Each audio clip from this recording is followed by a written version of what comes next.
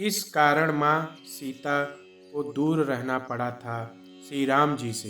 एक बार सीता जी अपनी सहेलियों के साथ जनक जी के महल के बगीचे में मनोरंजन के लिए गई। वहाँ पर एक वृक्ष पर उन्होंने तोते के एक जोड़े को देखा। दोनों आपस में बातें कर रहे थे। एक ने कहा कि अयोध्या में एक सुंदर और प्रतापी राजकुमार है जिसका नाम श्री राम है। उनसे सीता जी का विवाह होगा। श्री राम 11,000 वर्षों तक इस धरती पर राज्य करेंगे।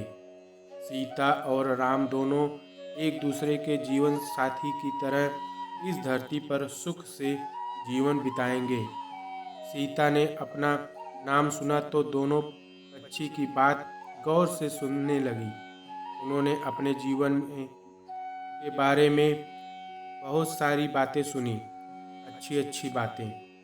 सहेलियों से उन्होंने कहा, दोनों पक्षी को पकड़कर ले चलो हमारे महल पर। सीता ने उन्हें प्यार से सहलाया और कहा, भय मत करो, तुम बड़ी अच्छी बातें करते हो। यह बताओ, ये ज्ञान तुम्हें कहाँ से मिला? मुझसे डरने की कोई ज़रूरत नहीं है। दोनों का डर समाप्त हुआ। वे समझ गए कि यह स्वयं सीता हैं। दोनों ने बताया कि वाल्मीकि नाम के एक महर्षि हैं।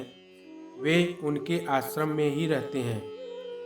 वाल्मीकि रोज श्री राम और सीता माता के जीवन की चर्चा करते हैं। उन्होंने कहा, सब सुनकर भी और ये सब मैंने याद कर लिया है। सीता ने और पूछा तो तोते ने कहा, दशरथ पुत्र श्री राम शिव का धनुष भंग करके सीता माता को स्वयंवर के लिए जयमाल पहनाएंगे। तीनों लोकों में यह अद्भुत जोड़ी बनेगी। सीता पूछती जाती और तोता उसका उत्तर देता जाता। दोनों थक गए।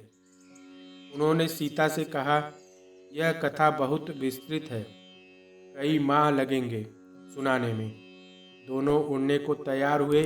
यह देख सीता ने कहा, तुमने मेरे भावी पति के बारे में बताया। उनके बारे में बड़ी जिज्ञासा हुई है।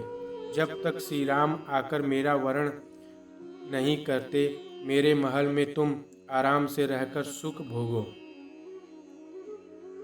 तो तोती ने कहा, देवी, हम वन के प्राणी हैं, पेड़ों पर रहते हैं, सर्वत्र विचरते हैं। मैं गर्भवती हूँ, मुझे घोंसले में जाकर अपने बच्चे को जन्म देना है।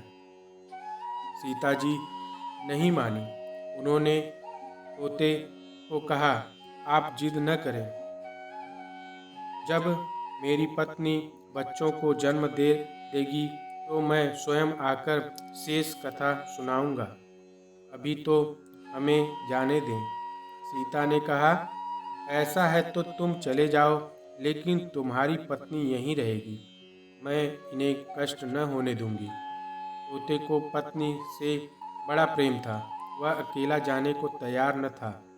जब तोते को लगा कि वह सीता के चंगुल से मुक्त नहीं हो सकता तो वो विलाप करने लगा। मुनियों ने सत्य कहा है, मौन रहना चाहिए। यदि हम कथा न कहते तो आज हम आज़ाद होते। तोती अपने पति से विच्छोह सहन नहीं कर पा रही थी। उसने सीता को कहा, आप मुझे पति से अलग न करें, मैं आपको श्राप दे दूंगी। सीता माता हंसने लगी। उन्होंने कहा, श्राप देना है तो दे दो। राजकुमारी को पक्षी के श्राप से क्या डर, क्या भय है? तोती ने श्राप दिया, एक गर्भवती को जिस तरह तुम उसके पति से दूर कर रही हो, उसी तरह तुम जब गर्भवती होगी तो पति का विच्छोह सहन करना पड़ेगा। श्राप देकर तोती ने अपने प्राण त्याग दिए। पत्नी को मरता देख तोता क्रोध में बोला, अपनी पत्नी के वचन सत्य करने के लिए मैं ईश्वर को प्रसन्न कर श्री राम के नगर में जन्म लूंगा और अपनी पत्नी का श्राप सत्य कराने का माध्यम बनूंगा। वहीं तोता बाद में अयोध्या का धोबी बना, जिसने झूठा लांछन लगाकर श्री राम को इस बात के लिए विवश किया कि वह सीता को अपने महल से निष्कासित कर दे। तो इस तरह माता सीता को प्रभु श्री राम से दूर रहना पड़ा। ये कहानी एक सत्य घटनाओं पर आधारित है। श्री रामचरितमानस से ये कहानी लिया गया है।